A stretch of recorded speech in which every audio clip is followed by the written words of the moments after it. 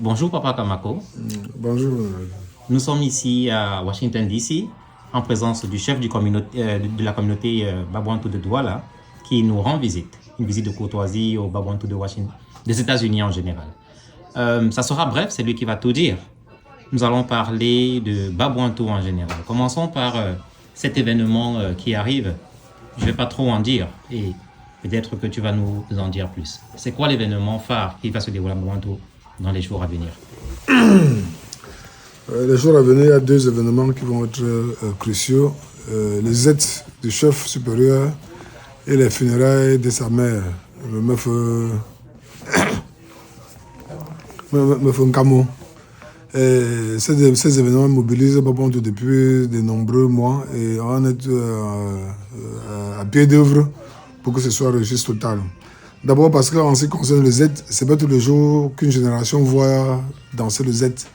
Il y a des générations qui peuvent faire 40 ans, 50 ans sans voir danser le Z. Nous avons au moins la chance qu'au courant de notre période sur Terre, que nous allons voir comment danser le Z. Et d'autre part, notre chef a été souvent été un peu frustré quand il va ailleurs voir ses collègues danser le Z. Parce que quand vous n'avez pas encore dansé le Z, vous ne pouvez pas entrer dans le train, dans le rang de votre collègue qui a dansé le Z. Donc à partir de ce moment-là, ce sera un grand vide que notre chef Nkalemongopi aura comblé avec ce Z-là. Donc c'est un événement inédit pour le village, c'est un événement inédit pour Babouantou. En même temps qu'il rend hommage à sa mère, ça n'a jamais été trop grand pour sa maman. Donc c'est tout cela, on est bien obligé de l'accompagner dans cette perspective-là.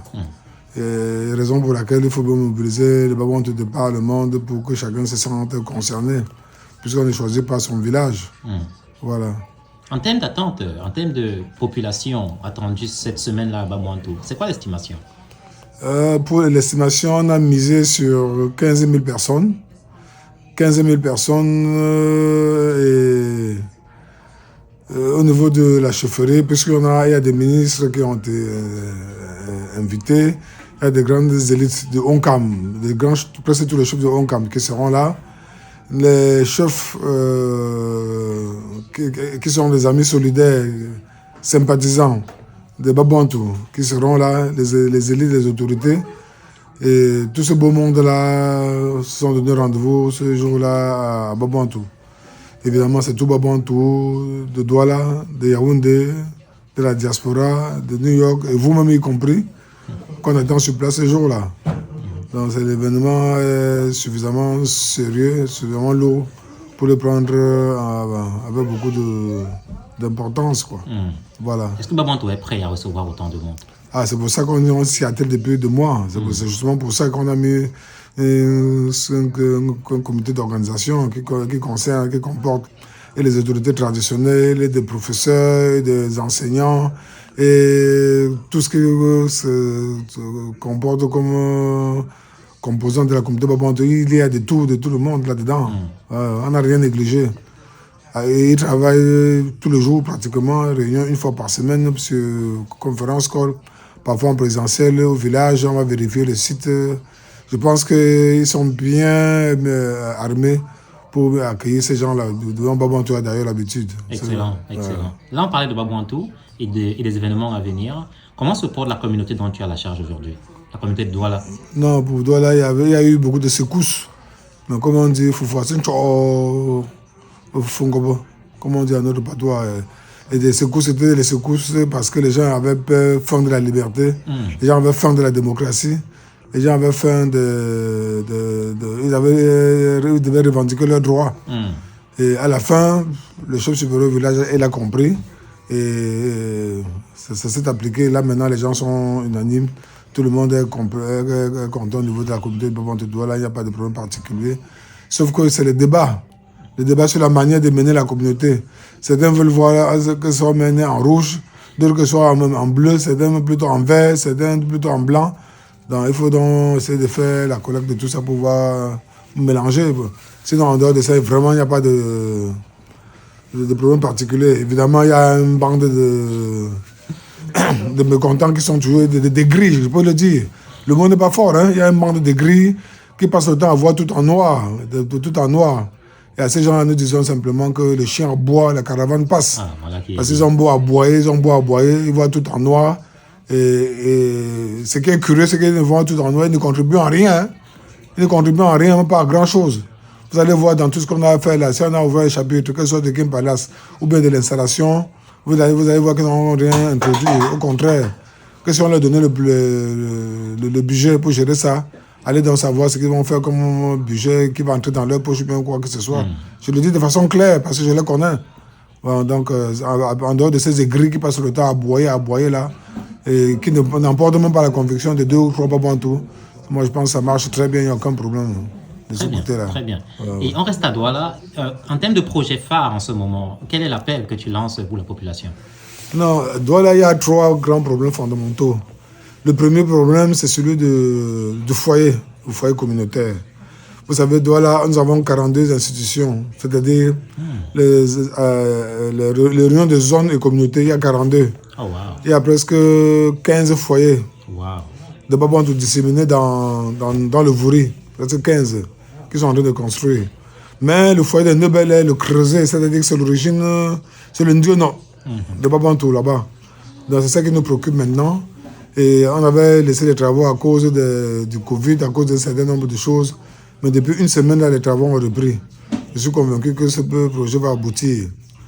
Et ensuite, on a besoin d'acheter un car de transport pour faciliter la tâche de nos concitoyens qui partent de Douala au village. Parce qu'ils ont beaucoup de problèmes lors des funérailles, lors des obsèques. Ils sont tout le temps torturés par les problèmes de transport en commun. C'est trop élevé. Si on peut avoir l'occasion de trouver 2 ou 3 cars de transport pour assurer, n'est-ce pas, le déplacement de la communauté Babouantou entre Douala et le village, ce serait pas une bonne chose. Ce serait une très bonne chose. Et puis après, nous avons besoin d'un problème de logistique. Parce que quel que soit en cas de deuil, de funérailles ou bien d'événements heureux, parce qu'il ne faut pas toujours voir les éléments malheureux. Même en cas d'événements heureux, on a beaucoup de problèmes pour la sonorisation. Si nous pouvons avoir suffisamment de belles chaises, de bâches, Babouantou, avec une bonne sonorisation qui est manipulée par des enfants Babouantou. On va les mettre à l'école pour apprendre à manipuler cette sono-là de manière qu'ils soient autonomes. De manière qu'un Babouantou qui est en règle ne puisse pas avoir le moindre problème pour animer une manifestation heureuse ou malheureuse. Donc, il y aura des chaises, nous aurons nos bâches, nous aurons nos sonos et nous aurons notre voiture pour aller au village tranquillement. Voilà les problèmes à moyen terme. Voilà les problèmes à moyen terme. Bon, maintenant, un autre problème fondamental est dans la communauté des femmes Babouantou, qui gèrent beaucoup d'argent.